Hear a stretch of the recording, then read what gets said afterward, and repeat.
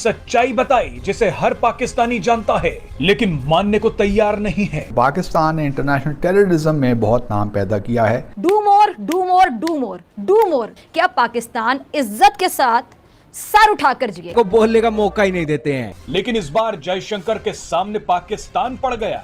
अब सोचिए पाकिस्तान का क्या हाल हुआ होगा।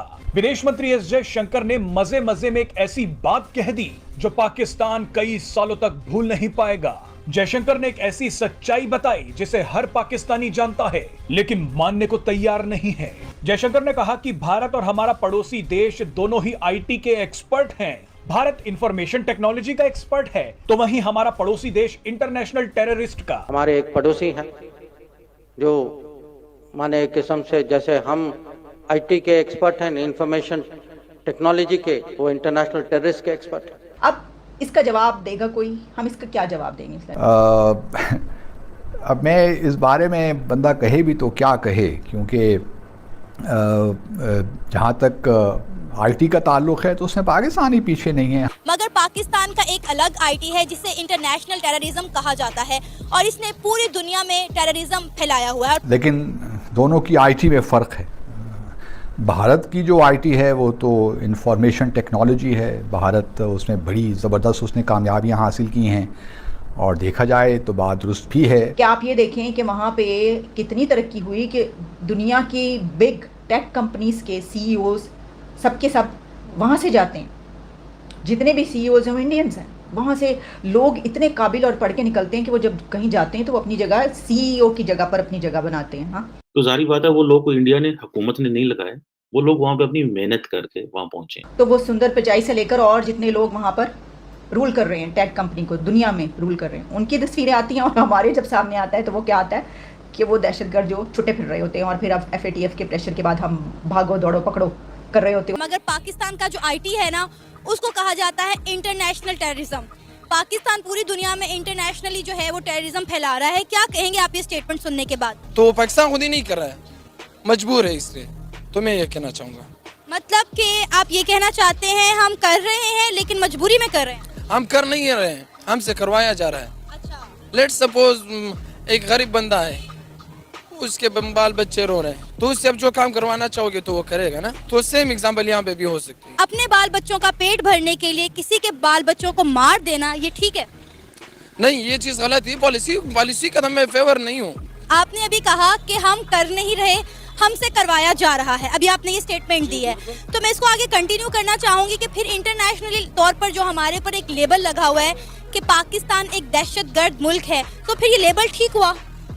दहशतगर्द देखो, अभी वही बात हुई ना जो हम कहते हैं ये नाच व गाने वाले, ये लोग भी अपनी पेट पालने के लिए करते हैं, इसलिए नहीं करते हैं कि इन पे कि ये लेबल लग जाए। लेकिन लेबल तो लग गया ना। देखें, जिसने भी किया, जिसने करवाया, किस मजबूरी में किया, हमारे पे तो ये लेबल लग चुका है ना। लग गया, मानते हैं इसको? बिल्कुल लग गया, श्योर। तो ये लेबल तो लगना भी चाहिए ना। तो पाकिस्तान ने इंटरनेशनल टेररिज्म में बहुत नाम पैदा किया है जबकि भारत ने इंफॉर्मेशन टेक्नोलॉजी में नाम पैदा किया है। अच्छा, अब हम अपने पाकिस्तान का नाम जो है वो इंटरनेशनली किस तरह से बेहतर कर सकते हैं, क्योंकि हमारे ऊपर ये एक लेबल लग चुका हुआ है कि पाकिस्तान एक दहशतगर्द मुल्क है। हमारे यहाँ पे टूरिज्म नहीं आता, हमारे यहाँ पे इन्वेस्टर नहीं आता, जो आते हैं वो कुछ अर्सा गुजारने के बाद यहाँ से वापस भाग जाते हैं। कहने का मकसद ये कि 70 साल में एक बार नहीं, 2 बार नहीं, बार बार हमें अमरीकी पाबंदियों का सामना करना पड़ा। कभी इमदाद की बंदिश, कभी पैसे लेकर भी F-16 तैयारों की फरहमी रोक दी। उस वक्त से आज तक हम एक ही गर्दान सुनते आ रहे हैं, बच्चा बच्चा जानते, वो क्या है? Do more, do more, do more, do more, do more. और हम डू मोर करते रहे। लेकिन खुद ये जो अमेरिका बड़ा बहादुर बना फिरता है, इसने क्या किया? कभी दहशतगर्दी के खिलाफ लड़ी जाने वाली जंग का सपोर्ट फंड बंद कर दिया और कभी इस बहाने कभी उस बहाने पाबंदियां।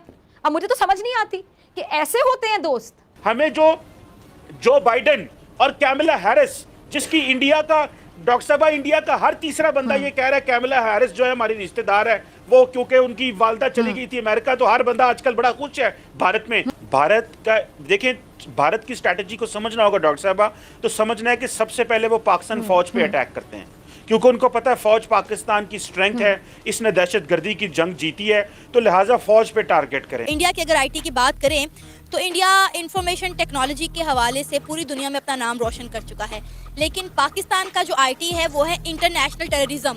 और इन्होंने पूरी दुनिया में जो है वो टेररिज्म फैलाया हुआ है। यानी कि दुनिया इस वजह से हम पे तनकीद करती हुई नजर आ रही है, हम पे तंज किया जा रहा है, मजाक उड़ाया जा रहा है, मजाक उड़ाया जा रहा है। लेकिन मैडम आपके मुल्क वो जो पाकिस्तान के एक बहुत बड़े लीडर हैं इमरान खान साहब, वो उन्होंने एक नई थ्योरी पेश कर दी है। वो कह रहे हैं मैं अब अपनी यूथ को बताऊंगा जिहाद कैसे करना है। तो मैडम ये 40 साल पाकिस्तान को पता नहीं चला हमारी यूथ को जिहाद कैसे करना है, कि अब इमरान खान को दोबारा मैदान में आना पड़ा यूथ को बताने के लिए कि जिहाद कैसे करना है। ये आप इनकी स्टेटमेंट को कैसे देखती हैं?